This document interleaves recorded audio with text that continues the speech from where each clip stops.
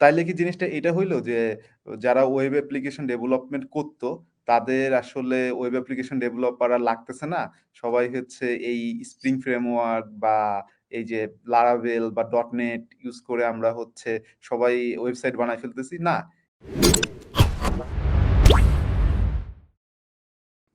So এবার different জিনিসটা আমাকে বলো যে ধরো তোমার যেই অ্যাক্টিভিটিস এখন যেভাবে তুমি করতেছো বা ২ বছর আগে যেটা করতেছো তোমার প্রেডিকশন এটা মানে রিয়েলিটি কিছু এদিক ওদিক হবেই স্বাভাবিক। ধরো ৫ বছর হ্যাঁ, পরে এআই কিভাবে তোমাকে হেল্প করবে অ্যাজ এ সফটওয়্যার ইঞ্জিনিয়ার হিসাবে আরকি করতে পারে বলে তোমার ধারণা আরকি?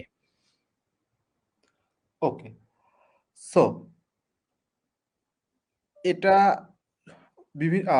আমি কয়েকটা সাইড নিয়ে আলোচনা করব, কারণ sure. It's not only from one side. So as a software engineer হিসেবে যদি আমি চিন্তা করি, এআই এখন এআই আসলে কি করতে পারে at present? So at present AI হচ্ছে যে কাজগুলো খুবই মোটামুটি স্ট্রেট ফরওয়ার্ড টাইপের কিছু জিনিসপত্র, মানে যার যেখানে এআই এর কোনো ক্রিটিক্যাল থিঙ্কিং লাগতেছে না বা সে লজিক্যালি সলভ করতে পারে, এই ধরনের কাজগুলোকে সে সলভ করতে পারে। সো নর্মাল দেখা যাচ্ছে যে এআই একটা টুলস হিসাবে ইউজ করতে পারবে সফটওয়্যার ইঞ্জিনিয়াররা। Basically it's going to be a tools for software engineer. যদি আমি একটা এক্সাম্পল দেই, যে জাভা স্প্রিং ফ্রেমওয়ার্ক বা like PSP Laravel framework. So এখন যখন আমার জাভা স্প্রিং ফ্রেমওয়ার্ক আসতেছে বা পিএসপি লারাভেল ফ্রেমওয়ার্ক আসতেছে, সো ওইখানে কিন্তু একটা বেসিক মোবাইলের ওয়েব অ্যাপ বানানোর জন্য সবকিছুই আমার দেওয়া আছে। মোবাইল অ্যাপ বা মানে লাইক আমি একটা রেস্ট এপিআই কোনো কিছু বানাতে চাই, মানে যে কোনো কিছু আমি জাস্ট সিলেক্ট করে করে দিব যে আমি এই একটা এপিআই চাই, এইটা চাই, ওইটা চাই। সে দেখা যাচ্ছে যে ২০ মিনিটের ভিতর আমার একটা ওয়েব অ্যাপ্লিকেশন বানাই দিবে, যেটারে আমি আসলে রানও করতে পারবো উইথিন।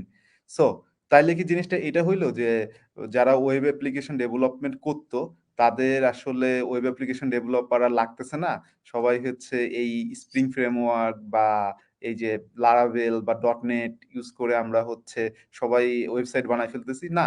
এটা আরো জিনিসটাকে ইজি করছে, যে একজন সফটওয়্যার ইঞ্জিনিয়ারের যে লাইফটাকে সেটাকে আরো একটা টুলস হিসেবে ইউজ করতে পারতেছে।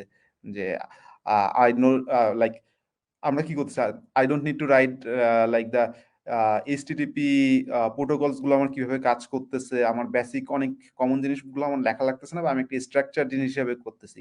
ইভেন এইগুলো আসার কারণে দেখা যাচ্ছে যে ওয়েব ডেভেলপমেন্ট বা এই ব্যাপারগুলো সবার কাছে আরো অ্যাভেলেবেল হয়েছে।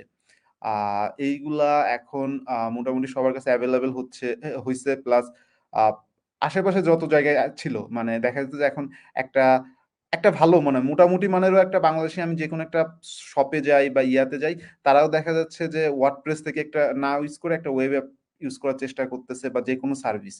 সো এই ধরনের ফ্রেমওয়ার্কস বা এগুলো আসার কারণে, এগুলোর কারণে কিন্তু সফটওয়্যার ইঞ্জিনিয়ার বা যারা এই ওয়েব অ্যাপ্লিকেশন ডেভেলপমেন্ট করতো তাদের কিন্তু ফিল্ডটা ন্যারো হয় নাই, বরং ফিল্ডটা এক্সটেন্ড হয়েছে, কারণ মার্কেটে এটা চাহিদা বাড়ছে। লাইক আগে একজন একটা ওয়েবসাইট একজন ইউজ করলে এখন ১০ জন ইউজ করতো। সো অপরচুনিটিটা 10 টাইমস বাড়ছে। সো এআই আসার ফলে আসলে আমি মনে করি ব্যাপারটাকে আমরা নেগেটিভলি না নিয়ে ব্যাপারটা এইভাবে পজিটিভলি ইম্প্যাক্টেড করবে। লাইক আমরা যদি বিভিন্ন রকম সার্ভিস বা যে কোনো কিছুর কথা চিন্তা করি, সো দেখা যাবে যে সব জায়গাতেই এআই ইন্টিগ্রেট করা হবে, প্রয়োজন পড়বে। বিভিন্ন দেখা যাচ্ছে যে পেট্রোল পাম্প থেকে শুরু করে রেস্টুরেন্ট থেকে শুরু করে একদম দেখা যাচ্ছে যে স্কুল কলেজ যে কোনো জায়গায় ম্যানেজমেন্ট সবকিছুতেই মানুষজন যদি চিন্তা করে যে তাদের এআই ইন্টিগ্রেট করা লাগবে বা এগুলো ইয়া করা লাগবে, so it's need software engineer. অবশ্যই সেখানে সফটওয়্যার ইঞ্জিনিয়ার এর কাজ থাকবে, রোলস থাকবে, বা জিনিসটাকে অটোমেটেড করা বা সবকিছুই পৌঁছে আসবে। সো দেখা যাবে যে সফটওয়্যার ইঞ্জিনিয়ারিং এর ফিল্ডটা এখানে আরো ন্যারো হওয়ার বদলে এখানে আরো ব্লাস্ট করবে। সো দেখা যায় যে যখন যে কোনো কিছু নতুন করে ইন্টিগ্রেটেড করা বা যে কোনো কিছু ইন্টারনেটের আয়তায় আনা, সেখান থেকে internet of things, software engineering এইগুলার ফিল্ডগুলোকে এআই বরং ন্যারো না করে বরং মানে আমরা যেটা চিন্তা করতে পারি যে এটাকে আরো ইনক্রিজ করতেছে। সো আমি মনে করি ইন ফিউচার লাইক আমি 5 ইয়ার্স পরে আমি যদি চিন্তা করতে যাই, মানুষ মানে মোটামুটি সবকিছুতেই যেটাকে পসিবল সবকিছুকেই এআই বা ইন্টারনেটের আয়তায় আনার চেষ্টা করবে, এবং সেই ক্ষেত্রে সফটওয়্যার ইঞ্জিনিয়ারদের জন্য এটা বেশ একটা ভালো সুযোগ, যেখানে আরো সফটওয়্যার ইঞ্জিনিয়ারিং এর চাহিদাটা বাড়বে।